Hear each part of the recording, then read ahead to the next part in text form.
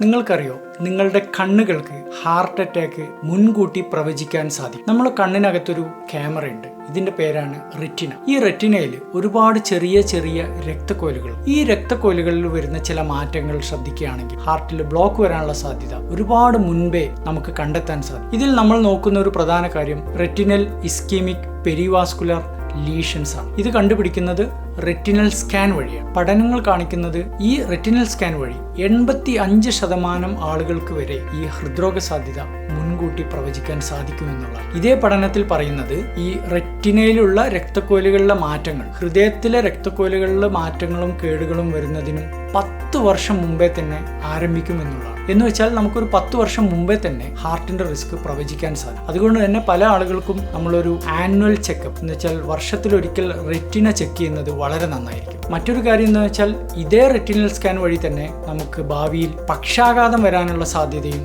അതിന്റെ റിസ്ക്കും മനസ്സിലാക്കാൻ വേണ്ടിയിട്ട് സാധിക്കുന്നു. അതുകൊണ്ട് ഇനി മുതൽ വെറും 7 മിനിറ്റിന്റെ ഒരു റെറ്റിനൽ സ്കാൻ കൊണ്ട് നിങ്ങൾക്ക് 10 വർഷം മുമ്പേ തന്നെ ഹാർട്ടിന്റെയും ബ്രെയിനിന്റെയും റിസ്ക് പ്രവചിക്കാൻ സാധിക്കും. അതുകൊണ്ട് ഇടയ്ക്ക് കാർഡിയോളജിസ്റ്റിനെ കാണിക്കുന്ന പോലെ തന്നെ കണ്ണിന്റെ സ്പെഷ്യലിസ്റ്റിനെയും കാണിക്കുന്നത് നന്നായി. അത് കണ്ണിന് വേണ്ടി മാത്രമല്ല, ഹാർട്ടിനും കൂടി വേണ്ടിയിട്ട്.